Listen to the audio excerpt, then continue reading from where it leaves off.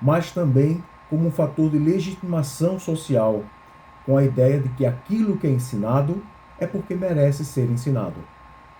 O contexto de clássico, por exemplo, o conceito de clássico, melhor dizendo, vem daquilo que vem das classes, no sentido de sala de aula, aquilo que deve ser bom, perfeito, correto e que pode ser ensinado.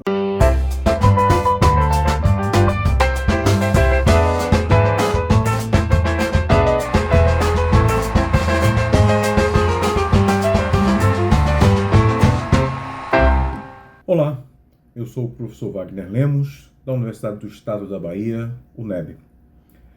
Trabalho no campus Euclides da Cunha, na cidade de Euclides da Cunha, sertão desse estado.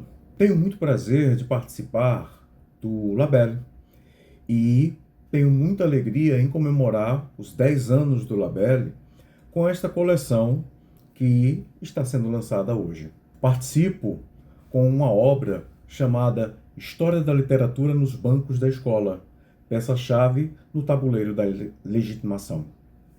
Nesta obra, que é um ensaio do desdobramento da minha tese, defendida em 2019 na Universidade de São Paulo, a USP, sob a orientação do professor Ricardo Souza de Carvalho, eu discuto o papel da carreira docente como um fator importantíssimo para a construção de histórias da literatura.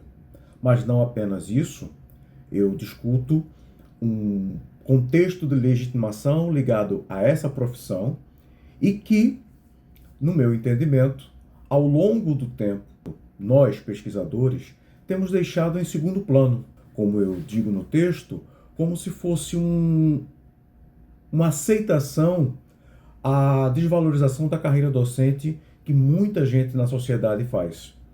Nós, do modo geral, observamos a vida de nossos historiadores da literatura, como Silvio Romero, José Veríssimo, muito mais do ponto de vista de críticos literários, esquecendo que a profissão docente marcou a sua trajetória. Não só com eles, mas mais recentemente com Manuel Bandeira, com Alfredo Bose, Antônio Cândido e assim por diante. Nessa discussão, eu retomo o século XIX, no período justamente pós-independência, quando vou tratar da figura do Cônego Fernandes Pinheiro, que foi professor de retórica e, posteriormente, literatura, quando a cadeira mudou de nome, no Colégio Imperial Pedro II, e foi, no que eu defendo, o iniciador, ou pelo menos o mais bem-sucedido dos autores nesse modelo que eu vou defender. A cadeira docente como um espaço de segurança econômica e projeção social, a publicação de obras didáticas como um fator que faz um retorno financeiro ocorrer, mas também como um fator de legitimação social, com a ideia de que aquilo que é ensinado é porque merece ser ensinado. O contexto de clássico, por exemplo, o conceito de clássico, melhor dizendo, vem daquilo que vem das classes, no sentido de sala de aula, aquilo que deve ser bom, perfeito, correto e que pode ser ensinado. A partir dessa perspectiva de que a instância escolar é formadora de cânones, nós discutimos a história da literatura a partir desses cânones criados pela instância escolar. Exemplifico, por exemplo, com as questões de nós lembrarmos de certas obras inaugurais que mesmo ainda hoje não são mais lidas. Falamos de Suspiros Poéticos e Saudades como obra iniciadora do romantismo, mas hoje não é um livro que seja lido e discutido. Falamos desta ou daquela obra como iniciadoras de um determinado período, mas não são obras que estejam ainda em discussão. Lembramos delas muito mais por uma questão de cânone escolar. Lembramos no sentido de sociedade. Falamos de Canaã, falamos desta ou daquela obra muito mais pelo aprendizado da escola.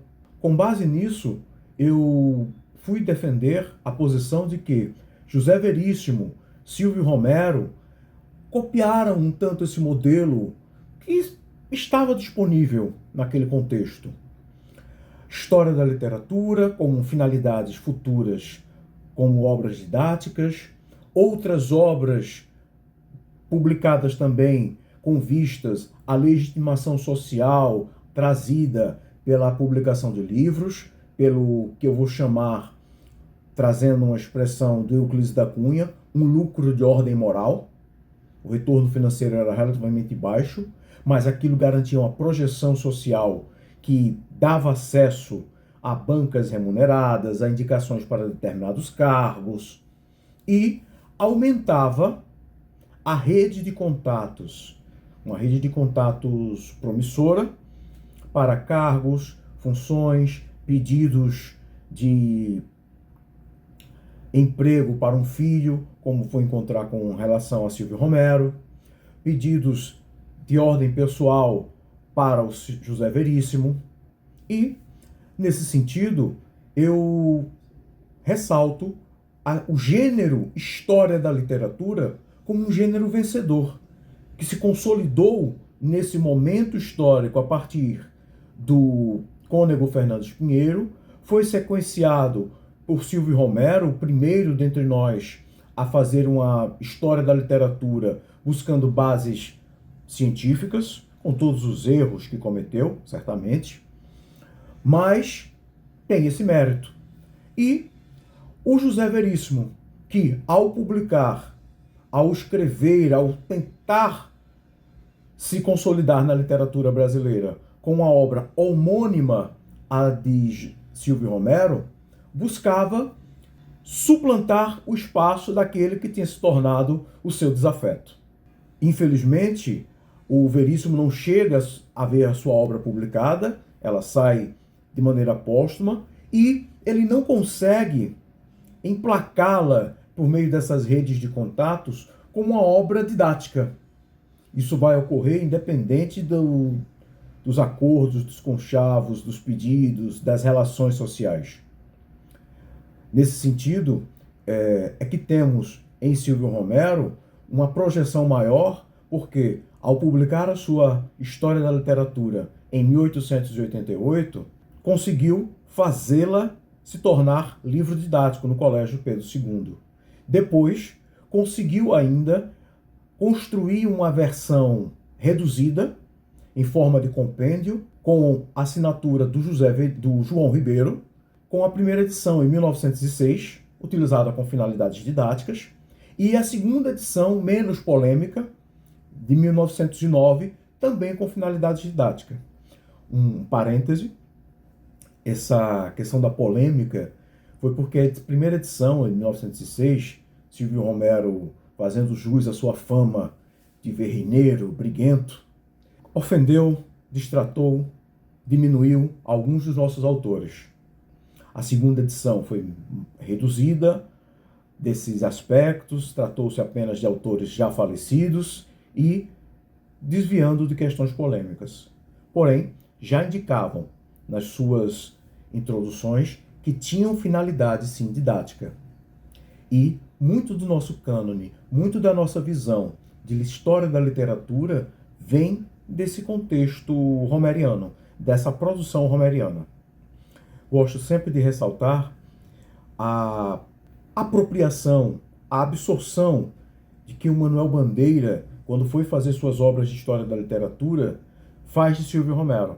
Sempre naquele mesmo conceito que hoje sabemos ser ultrapassado e equivocado, mas repetindo durante muito tempo. E o modelo romeriano se seguiu nos outros manuais didáticos que apareceram ali, naquele final de 19 e início de 20, seja com a Cacilda Francione, seja com Arthur Mota, Ronald Carvalho, todos bebendo naquela fonte romeriana e estabelecendo a repetição desse cânone literário.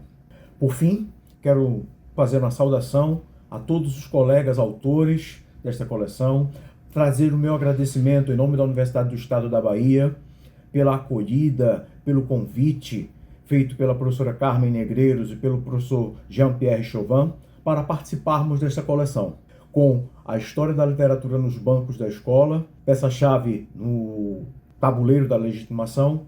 Espero dar uma contribuição para a discussão da nossa literatura, da nossa história literária, da visão que temos a respeito da carreira docente e de aspectos outros de que trato na obra. Obrigado, um abraço e felicidades a todos.